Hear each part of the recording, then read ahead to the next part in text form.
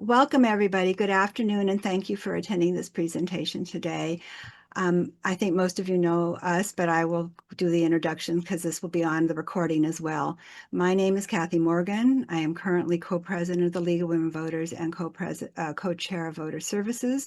With me today is Betsy Patterson, co-chair of voter registration and past president, and many, many other roles that she's held over the years. We recognize that you are a very this group that we are talking to today is very educated about the SAVE Acts and everything that's going on, but we still feel that this is important information for everybody to be well versed on so that you can talk to the community about it. And that's why we are doing this presentation today. I'm going to go ahead and attempt to share my screen. I think I've learned how to do it, so let's give it a shot. Okay, so what we are talking about today is um, you what about the SAVE Acts, the various SAVE Acts, and this presentation has been adapted from a presentation that was given by the National League. Permission was granted to use their materials, though we have adjusted it to make it California oriented as well.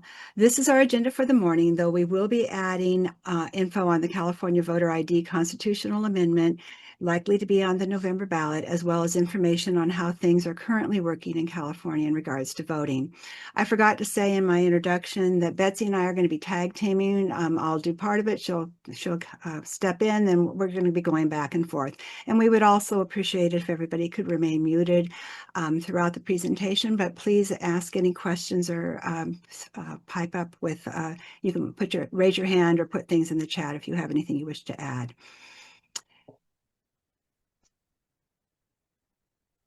So I'm wanting to move to the next slide.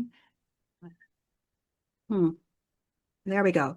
The stated purposes of these acts, the SAVE Act and the Save America Act and the MEGA Act and the other acts, are to protect our elections from fraud and non-citizen voting. But in fact, these claims are a pretext for undermining our access to vote. In other words, voter suppression. So that is where we're going to start today. So what is voter suppression? Voter suppression includes efforts to prevent or make it harder to register to vote or to cast a ballot. Often, voter suppression efforts target specific groups based on their race, ethnicity, or political affiliation. Voter suppression in the past has included poll taxes, literacy tests, reduced number of polling places, especially in communities of color, illegal purges of voters from the rolls, and now discriminatory voter ID and proof of citizenship requirements. Betsy will now discuss the claims of fraud, the other pretext given for the need for these acts. Okay, so is it real, either voter or election fraud? They're two different things. Voter fraud is when someone tries to vote for someone else, or when an ineligible voter votes. According to a study done by the Brennan Center, the incident rate is about 3 to 25 cases in 1 million votes. So it's an insignificant number of people who try to impersonate other people and vote for somebody else. Election fraud is where votes are being changed or added or discarded or discounted. And the Heritage Foundation has been actually watching this for the last 40 years. And when they look at cases of actually altering the count over the past, or over an 8-year period from 2013 to 2021, they only found 8 cases of some attempt to alter the count of the ballots. So basically, there is no evidence of significant either voter fraud or election fraud going on, even though this is what the argument is for why we need better ID and more and tighter restriction on who registers to vote. So that's about it for voter fraud. So the SAVE Act was the first in this suite of bills. It is called the Safeguard American Voter Eligibility Act. It has been passed in the House, but has not had a Senate vote. The requirements for this are that it requires documentary proof of citizenship also known as DPOC, presented in person at an elections office to register or re-register to vote. So if you move, if you change your name or your political party affiliation, you need to re-register to vote. And at that time, you would need to provide this documentary proof of citizenship. This would affect almost everyone at some point in their life. The act also mandates voter roll maintenance on the part of the states to purge non-citizens from the voter rolls. The League does support voter roll maintenance, as it is important to maintain an accurate list of eligible voters. Our rolls are constantly updated due to deaths and address changes, etc. For instance, here in Ventura County, when someone moves, the post office notifies the registrar of voters or the elections office of that change in address. Similarly, if someone dies, the Department of Public Health notifies them. However, claims that are being made of prolific numbers of non-citizens on our voter rolls, which is a pretext for requiring this, is not accurate. And these voter rolls maintenance efforts may risk purging eligible voters, and in fact, have indeed done so. Oh, I just want to add one other point. Even though the post office notifies the elections office of a change of address, they don't go in and change your voter registration information. You do have to go in and re-register with your new address in order for them to send you a ballot in the mail. So that can make a difference. Well, that is what is said to be true. However, I will say when I moved my father into a assisted living place, I did notify the post office of his change of address. I did not notify the elections office, but his ballot came to my house, which is where I had changed his address to. So I don't know, I know that that's what they always say, that you have to change your re-register to, but I don't know if that's true within the county or not, because that's what happened personally. So anyway, but that is a good point. That is what we are told. So you may have also heard of the Save America Act, also known as the SAVE Act 2.0. This act has also passed the House, and it is currently being debated in the Senate. Do you want to comment on what we heard today about the procedural Well, issue? I believe that it has missed a procedural hurdle and will have to be brought up again to be continued for debate to continue on it.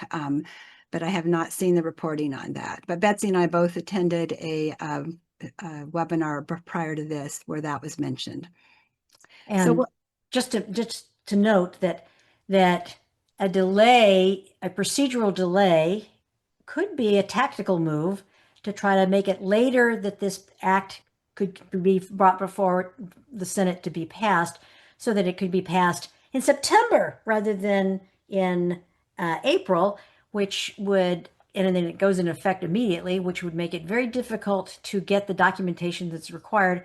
I just found out that it's going to take me 10 to 12 weeks to get a certified copy of my birth certificate from Alabama. So that would effectively throw a lot of people off the rolls because, again, if this is passed, it will take effect immediately. So the SAVE Act 2 has the same documentary proof of citizenship requirement, but it also adds a requirement of photo IDs to be presented at the polls to vote. It also requires the states to submit a list of all of the eligible voters in the state to the Department of Homeland Security's SAVE system. That SAVE system is the Systematic Alien Verification for Entitlements, which is a program that helps government agencies verify the immigration status of individuals applying for benefits or licenses. It is used to ensure that only eligible individuals receive certain government services and to assist in background checks. Having our voter rolls sent to DHS is concerning in terms of voter privacy. This data includes addresses, driver's license numbers, and social security numbers. In some states, the voter rolls also include party affiliation and voting history.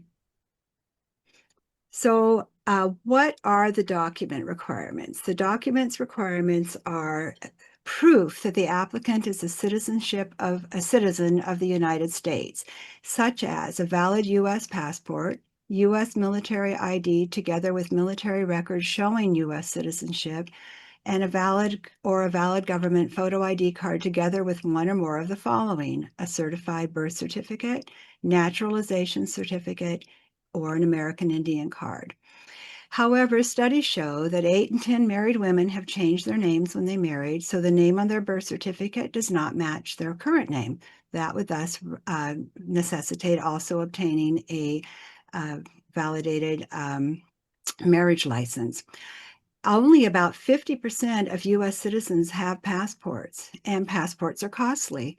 A passport costs $130, and if you're a first-time passport applicant, there's an additional $35 facility fee. During debate on the Save America Act, the House added some amendments, and the amendments that the House added were that states must provide guidelines for proving your identity. So states must outline the policies to accept proof of name change documentation together with a birth certificate to provide citizenship.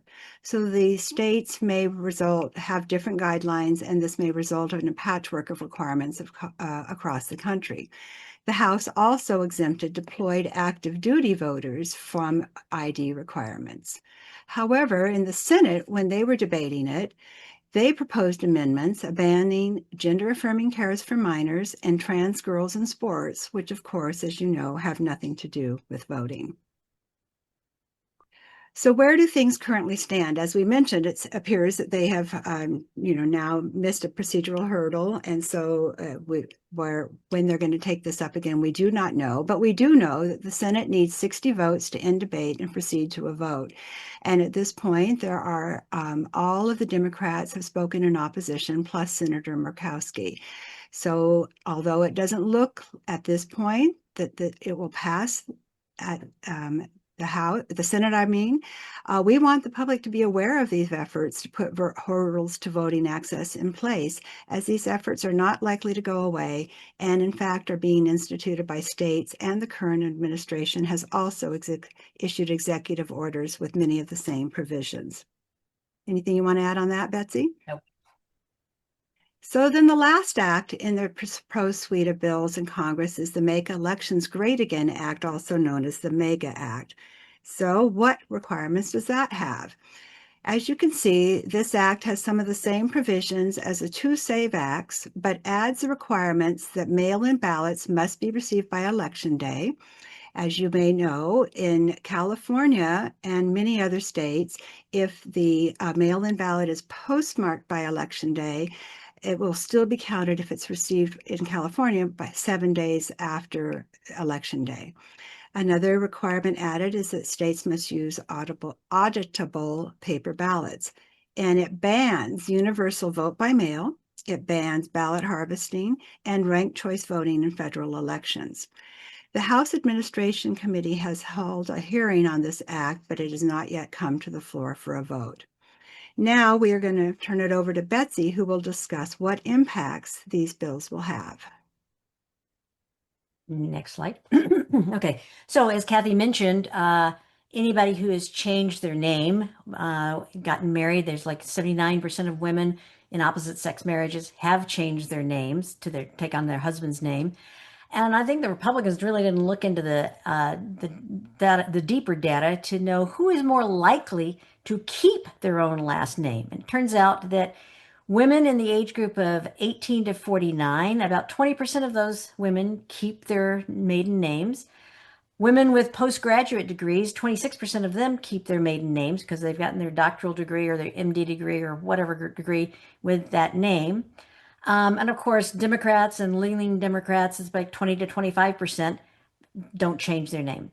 Interestingly, in the Hispanic population, about 30% of women do not change their name compared to the white population where 10% of the women don't change their name, and Black population about 9%. And of course, transgender Americans are already facing this problem because they are changing their name to match their preferred gender. And so that in those states where they have this law in place, they already have trouble being able to get registered to vote. Rural voters, again, there, as Kathy had mentioned, there are a lot of moves to close DMV places or places where people can get voter government issued IDs. But looking at the Western United States, in the 30 largest counties in the Western United States, voters would need to drive an average of 260 miles to reach an election office to register in person, and where they would have to bring their birth certificate to register in person. And then think about Hawaii and Alaska. Sometimes they would have to, in Alaska, they might even actually have to fly 4 hours to get to an elections office because there are only 6 in-person election offices in the entire state of Alaska. So you can see that this could have a great impact on citizens in Alaska. In addition, voters of color are affected, as Kathy mentioned. Like 21 million Americans don't have access to the birth certificates, their documented birth certificates, and nearly half of Black Americans under 30 do not have an ID with their current name or address, like a driver's license or government issued ID. And then finally, the tribal ID for Native Americans is a government issued ID, but it does not include anything about where they were born, no birth information. So it can be used as a valid photo ID, but it doesn't show birth information for citizenship. Next. So you can see that there would be widespread effects, disenfranchising voters, limiting the mail-in voter registration, limits registration. It would likely end online registration as well as third-party voter registration, which would be the end of our high school voter registration program here in Ventura County. And the other aspect of it is there are severe criminal penalties for election officials and employees who incorrectly register a voter. For example, they missed the part where they checked, no, I'm not a citizen, then they filled out the whole form and they registered anyway. Severe criminal penalties. So it's a big deal. Next slide, please. So who is it that actually controls elections? The Constitution, Article 1, Section 4, says the times, places, and manner of holding elections for senators and representatives shall be prescribed in each state by the legislature thereof, but Congress may at any time, by law, make or alter such regulations. You'll notice I did not say anything about the president being able to have control over the elections, and the Supreme Court really only has control in terms of deciding whether a law is constitutional or not. Next slide. So examples of state laws that required documentation of citizenship. In Kansas, they instituted a law saying that in order to register to vote, you had to show documentation of citizenship. And what ended up happening is that 30,000 new voter applicants had their registration suspended because they didn't have that documentation. During that same time period, that 2-year time period, there were fewer than 30 cases of non-citizens trying to register found. So in 2018, this case was brought before a federal court, and the federal judge struck down the law as this is not okay. Well, that's not going to keep anybody from trying to do this again. So in Arizona, they got wise to this, and in 2022, they required documentation of citizenship to register to vote in state and local elections. If you didn't have that documentation, fine, you could vote in the federal elections, but you can't vote in state elections. This case went all the way to the Supreme Court, and the Supreme Court said, well, yes, in fact, the state can decide who gets to vote in their state, and so this is okay, they can do that. Darn. Anyway, next slide. So I think I'm taking this one. So most of you here are, I believe, are league members, and I want you to be proud of all the work that the league, the U.S. and state league, have been doing to fight these laws. They have been working diligently to protect access to voting, as well as fighting against the administration's demand for access to state voter rolls, joining in lawsuits across the country. The California League won the case against the DOJ acquiring our state voter rolls, and we thought it was done, over and done, but now the DOJ has appealed and the league has just filed papers in that case. The U.S. League, in conjunction with other groups, have also filed lawsuits challenging the president's March 31st executive order on mail-in voting and his order that the DHS will provide the states a list of citizens eligible to vote. This is just one example of numerous cases the League of Women Voters at the state and national level has been involved in to promote fair and accessible elections and to end big money corporation and foster public participation in our democracy. And on the screen, you can see some of the other actions they've done in terms of providing testimony, lobbying, and sending letters. So I just wanted you to all be aware that our league is working hard to keep our elections free and fair.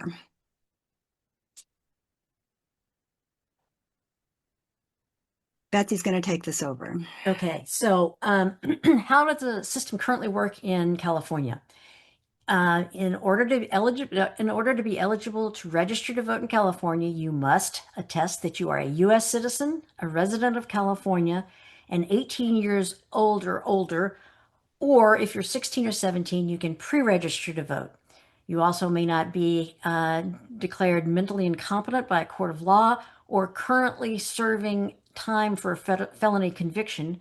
But once you were released from prison and are on parole or probation and back in the community, you are eligible to register to vote and vote again. On our registration form, the signature attests that the information given, the eligibility information and all the other information on that form, is true. And we use in California that signature to prove that that is our identity when we are voting. We don't have to provide a driver's license or government issued ID. Just when we go to vote, we sign in, or when you mail in your ballot or drop it off in a drop box or return it to a vote center, you sign the outside of the envelope. There is nothing on your ballot that identifies you. It's the outside of the envelope that they use to compare to the signatures that they have to make sure that that is you who is actually voting. Next slide.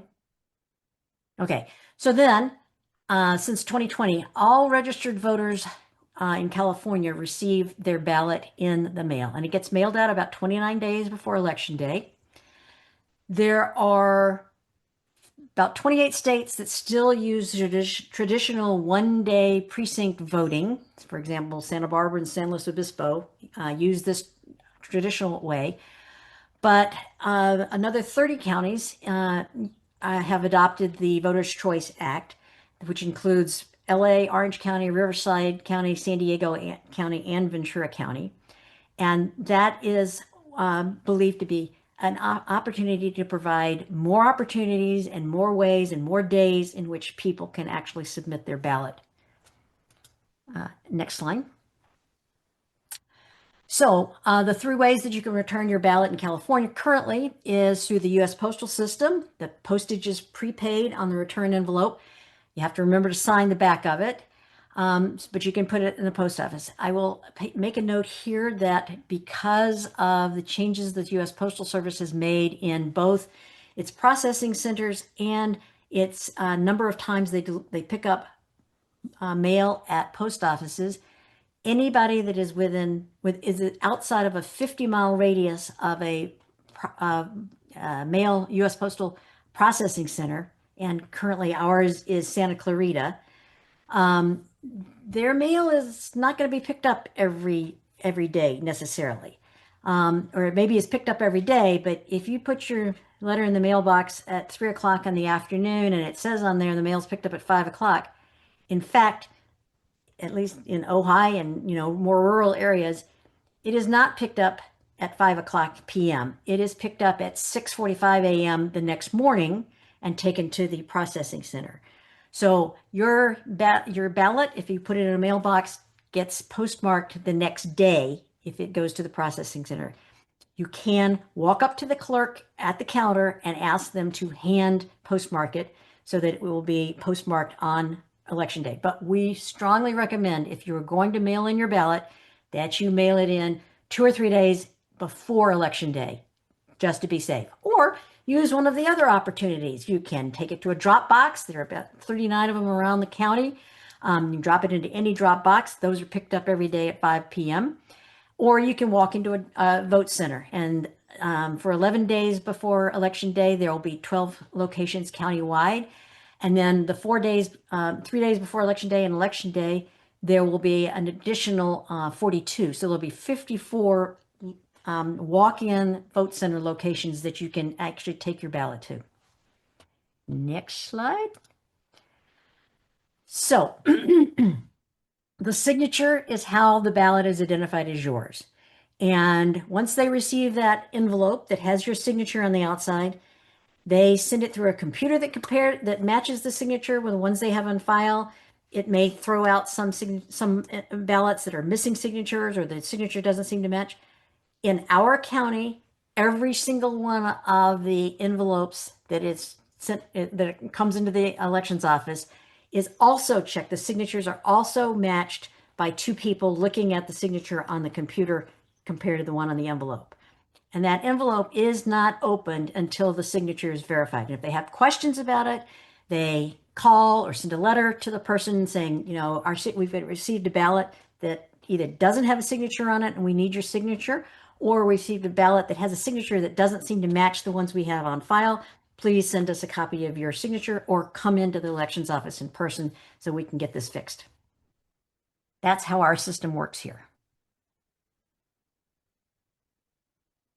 So next, we're going to talk about the California Voter ID Initiative. This bill is an initiative constitutional amendment that is likely to be in the November ballot.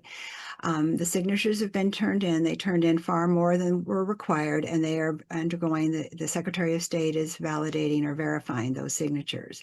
This initiative would require voters to show government-issued ID every time they vote. It is true that that polling in our country shows that a large percentage of Americans favor requiring all voters to show government-issued ID to vote. The Pew Research Center established that 83% of Americans are in favor of voter ID. However, most Americans probably do not know some of the statistics that we are going to discuss in just a minute, and they may not understand that we have already established that our California elections are secure, and California already has processes in place to ensure that only citizens vote. So what about the ID? As I said, the voter ID initiative is likely to be on the November ballot. It will require government ID to vote, require citizenship checks. It will require the state to provide voter ID cards upon request, and requires ID numbers on the ballot envelopes. So let's talk about some of those. Not everyone has a government-issued ID. I specifically think of older people and younger people without driver's license. In fact, the State League of Women Voters fact sheet gives statistics on eligible voters by ethnicity who lack current driver's licenses. These numbers are quite consequential.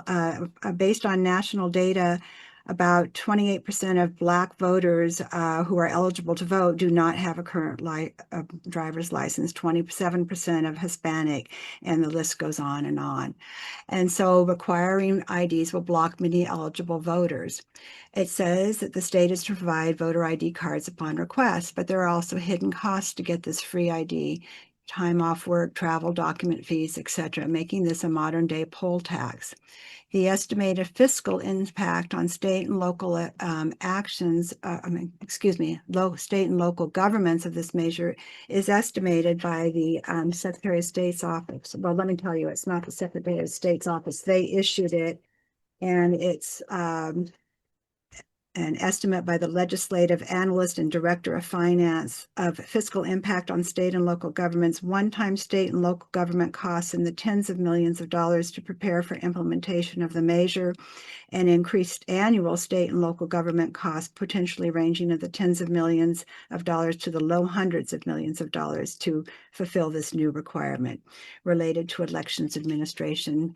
Many Californians do not know that this is likely to be on the ballot in November. The California League is closely following it, and we are as well.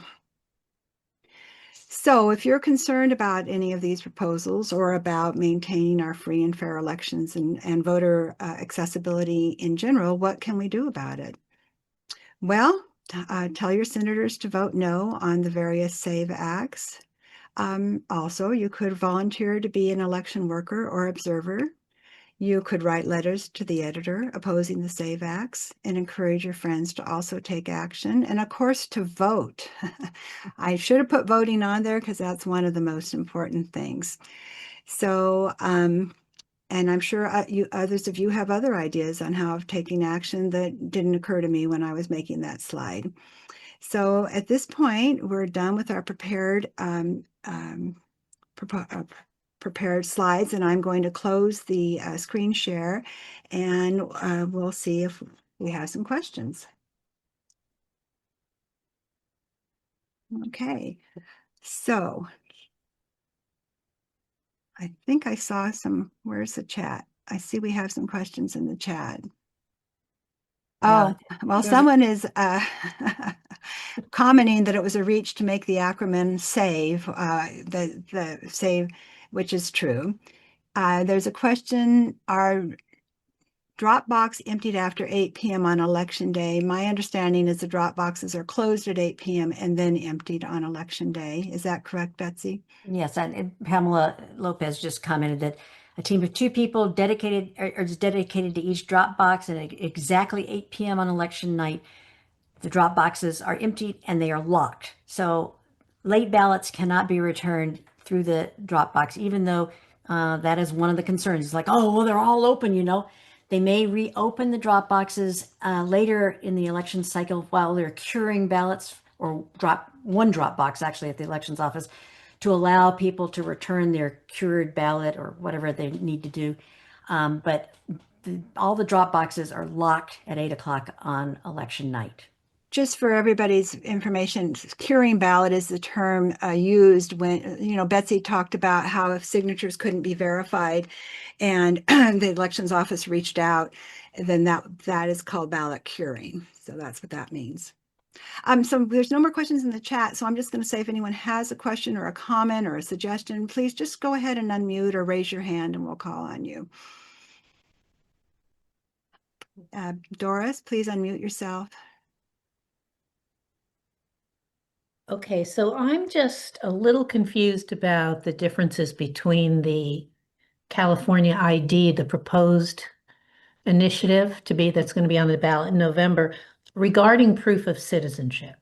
I read through the statement that was presented to the Secretary of State, and though they're requiring you to apply for these government issued cards or ID, it doesn't really state specifically that they're going to check for citizenship. At least I couldn't read that in the statement. What I read from the Secretary of State's sample here is not only does it require the government issued ID at the polls or the last 4 digits of a government issued ID number when voting by mail on the ballot envelope, and the voter ID cards being presented by the state, that it will require election officials annually reporting the percentage of each county's voters whose citizenship they have verified.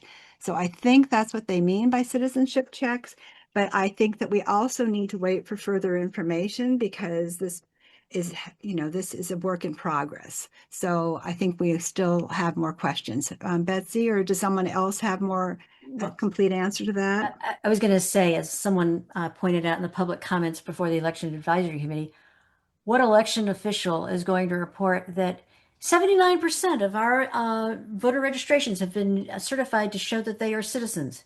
They are not, that's not going to be something you're do. They, you know, it's like, it's either 100% or we're working on it. You know, it's like either, or they find one or two that are not citizens. You know, it's like, this is a requirement that is very difficult to understand how they're going to actually utilize it. Did someone else have a question? Mary Ann. Marianne? Yeah, who's behind this voter ID that's about to be put on our According to this printout I have from the Secretary of State, the proponents are Carl De Mayo, I'm not sure I'm reading his name right, Tony Strickland, and Donald J. D. Costanzo. Strickland? Wow. Okay. And DeMaio is an assembly member from San Diego County. Do you know Donald D. Costanzo? No. Yes, Doris. I think there's an organization called Reform California that DeMaio is sort of the head of. And you can look up Reform California, and it goes all into this particular initiative on the website. Anybody else with a comment or a question? Pamela, you'll need to unmute. Thank you. Hello, I'm sorry, it came a couple of minutes late. So I don't know if you've discussed this. Yesterday, I was seeing all these references on social media that I couldn't confirm about the Senate rejecting the SAFE Act. Do we have any update on that? I did not hear that it was rejected. I heard that it didn't meet a hurdle, and so it will have to come back up at another time to continue debate. But I did, Pamela, try to search a little further after I heard that when I finished the last webinar before this one, and I did not find any what I would call documentary proof of what happened. Does anyone else have any further information on that? No. Thanks. We had the same success in our search. Betsy? I have a question. Does anybody here have a problem with voter ID, presenting voter ID? It's like all of us have driver's license or have some sort of form of ID. And so the common response is, well, what's a big deal? It's not a big deal to, present your ID. You have to do it to check into a hotel room or to fly or whatever. And I think we owe our voting constituencies the whatever we owe them the message that not everybody has this photo ID issued by the government, and that while that seems like a very simple requirement, and I know anybody who's worked at a vote center has been presented with people saying, well, don't you need my driver's license? Don't you need a photo ID for me to vote? And they say, no, we don't. We just need you to sign in here. But I think that's a commonly misunderstood thing that people think, oh, it's so common. Everybody's got one. In fact, they don't. And this is just the beginning, the tip of the iceberg of ways that they're going to work on trying to limit access to voting for people who are eligible. Betsy, I will say that, I had that first initial response. I have an ID, my kids have IDs. But when I look at the statistics of the number of people, which is on the fact sheet that, we've been passing out, well, maybe not on the abbreviated fact sheet, but when you look at what the League has put out in conjunction with Common Cause and Disability Rights and ACLU, there are a lot of people who do not have government issued ID. And I'm not sure if I mentioned in terms of our California voter ID, our real ID, our California real ID, I mean, not voter ID, our California real ID. Those of us who got it, we had to present all this documentation to get it. But that does not prove that cannot be used as documentary proof of citizenship. It is not proving that we are a citizen. It is proving that we are a resident in California. There are some states around the Canadian border that they made their requirement such that it proves citizenship. But in our case, it just proves that we are legal residents. So people who are here on green cards or, work visas or whatever, they can apply for and get a California Real ID, but it would not work to prove the documentary proof of citizenship. In case I left that off, because I think it's a common misconception.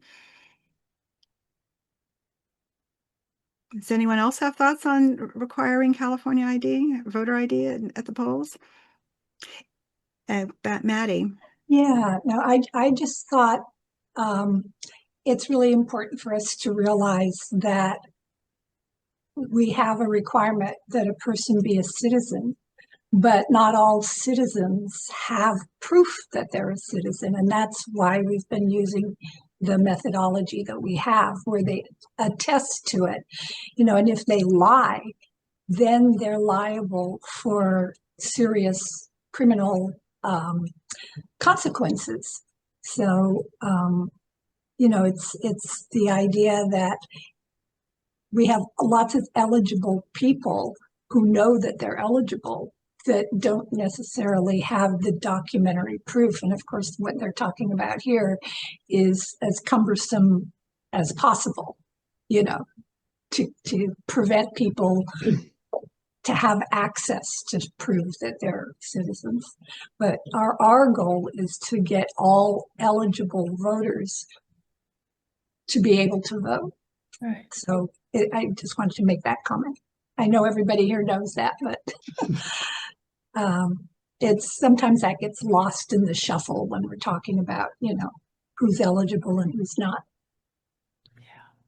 The California League is also on this fact sheet projecting that it will take longer if we have to have voter ID requirements. It'll take longer for the vote count because of more flagged ballots and things of that nature, and possibly longer for in-person voters.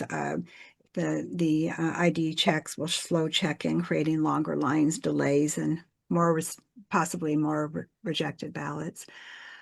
Someone I see in the chat requested a link to the voter ID fast facts. I don't have a link to it, but I just wrote down what the title of it is, and maybe you can Google it and find it. It's from the League of Women Voters, Common Cause, California Common Cause, Disability Rights, ACLU, and ACLU Southern California. And I honestly can't find any place on it that says where it's from. So sorry. I believe it's on the State League's website, or maybe I just got it in an email. Doris, you're muted. Yes, if you go to the California site and you just tap on one of the tabs on top where it says ballot initiatives, there's two entries that come up, and one of them is the money and politics one that's been passed that's going to be on the ballot. Actually, that might be a state legislature issue, but at any rate, the California ID thing does come up, and it has the fact sheet. You can click on a link that brings up the fact sheet. Thank you, Doris. Sienna, I see you have your hand raised.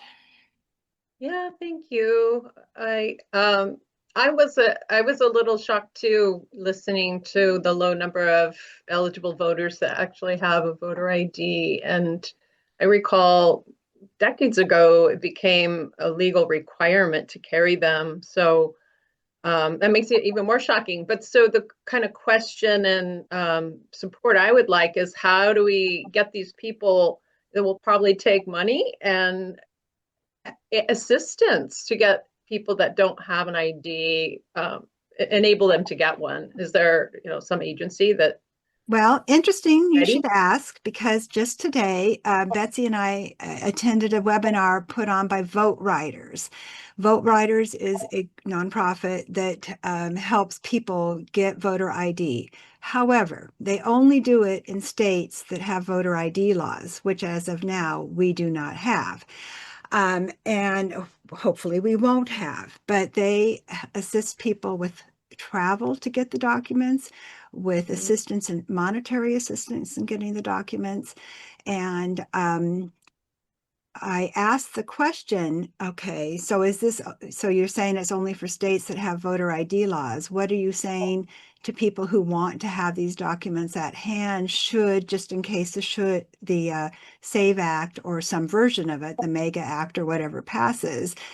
And basically, they're not really, I don't think I got an answer to that particular question. And so that inspired Betsy, as she said, to go online to try to find out how long it would take her to get her certified birth certificate from her home state, her birth state, which was Alabama, and how much it would cost. And she mentioned that already. But it's not like you can get them right away, and the costs will vary from state to state. However, just so you know, if you know friends who live in a state that need assistance and has a voter ID requirement, they can go to Vote Riders. And it's riders that are RIDERS, like riding a car, not writing. Betsy, did you have Okay. something else Thank to you. add? That's good to know. I was just going to say, I don't have this problem, but anybody who changed their name when they got married, I thought, well, I'll just check and see what my marriage certificate says. Turns out my marriage certificate that I have is the little like participation certificate that the guy who performed the ceremony signed. It's got an image of the California seal in the background, but it is certainly not certified. So I thought, I'll go online and find out how long it will take me or what's involved in getting my certified marriage license. And I just want to say that I am a college educated person and I'm fairly comfortable with using computers and online stuff, and probably younger people are too. But it is not a simple, oh, you just go in and say, can you please send me my certified marriage license? It involves a whole bunch of stuff, including having to have a notarized copy of a statement that says, I am who I say I am. And that adds to the cost, in addition to the cost of having them send you, process it and send you your marriage license. So it is not a simple thing to get these documents that certify that you are a U.S. citizen. Of note, though, I thought it was fairly interesting when we were doing high school voter registration in various high schools, like in Santa Paula and Fillmore. Just randomly asked the question, like, raise your hand if you know where your birth certificate is. Over half the class knew where their birth certificates were. And I know as a high school kid, I had no idea what my birth certificate looked like, where it was, anything like that. But these are different times, and high school kids are aware that they need to have some of that information. And I will confirm what Betsy said. My my marriage license or certificate is just a souvenir kind of a thing. Luckily, I have a passport, so if there are citizenship requirements, I can show my passport. But not everybody has a passport, and we already talked about the costs of getting that and the documents necessary to get that. Lynn, did you have a question or? No, I guess. Maddie? Maddie. Yeah, no, I just wanted to mention, I just had a conversation with my son a few months ago. He asked for his birth certificate, and all I had was the hospital version with the little gold seal on it, his cute little footprints. And I never got his certified birth certificate. And so he had to put in for one. And I mean, he was born right here in LA, so but he had to pay for it and he had to apply for it and he had to wait for it. And, and he's 100% local American. Well, if there's no further questions, we really appreciate you coming. And but I did have a question actually. Does anyone think of any other actions that we can do as individuals or a group to help promote people learning more about these various acts? We've been trying to table at various events, most recently Earth Day, and passing out flyers on the SAVE Act and also the proposed voter ID initiative. Some of us write letters to the editor, but many people don't know how to do that. Should we give some kind of a little I don't know, just discuss it in our unit meetings, how to write a letter to the editor or how to speak at public hearings such as the Board of Supervisors. I don't know that that's particularly relevant to this particular thing, but Doris has her hand raised, and then Mary Ann, please. Excuse me. I think the whole point of all of this is just to confuse everybody. And even our group who really looked into a lot of the differences between all of the SAVE Acts and the California Voter ID initiative, I personally still had trouble answering some questions when I would hand out the flyer. And I think part of it is that we just don't have all the information. And, there's just so much confusion about what's going to be required in terms of qualifying for IDs, or when are we going to need proof of citizenship? There's just so many questions that it puts people off. And that's kind of the point. I mean, I think it discourages people from participating in the process. And that's a kind of part of the strategy. So, I think as a league, what we need to try to do is to have just very simple talking points. I mean, you gave some of them in this presentation, and we need to keep it simple. And if there's questions we can't answer them. But the state has still not, given us all of the details on this California Voter ID initiative yet. And the other SAVE Acts are just so complicated, and we don't really vote on those.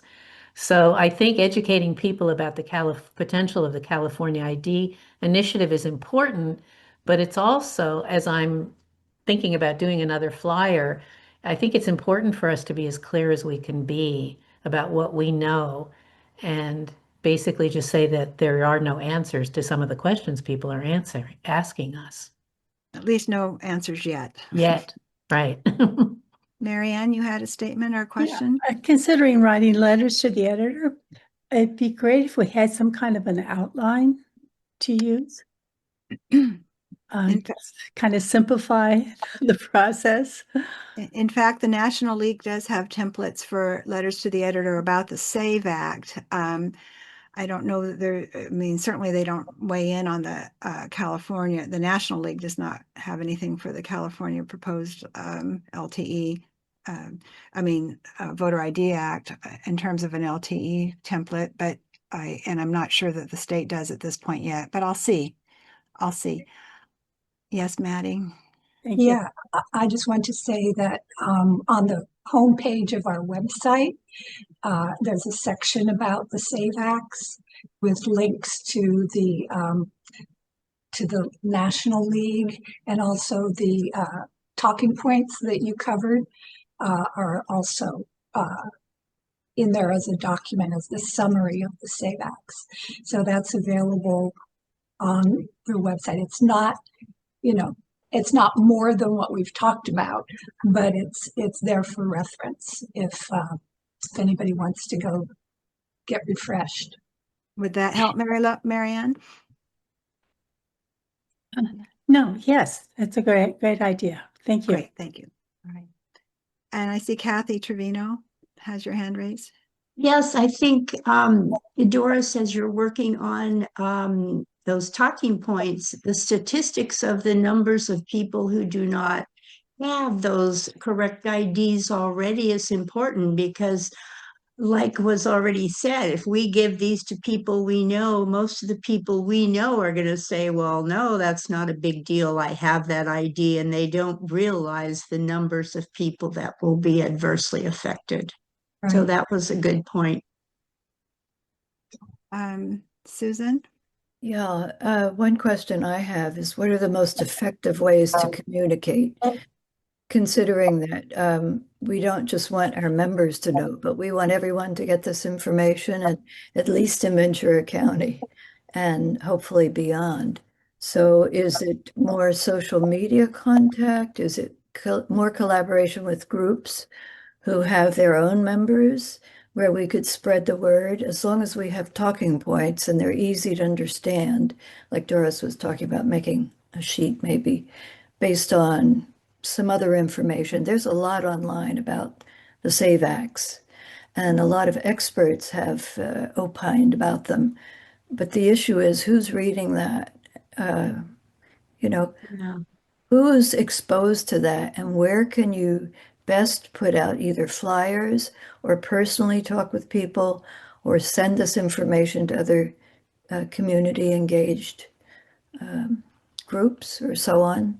I don't think protesting is what's needed now. It's explaining the facts, and especially the ones that are going to affect the most people. And we already know that we have a diverse community in Ventura County in terms of languages that are spoken, education levels, and so on.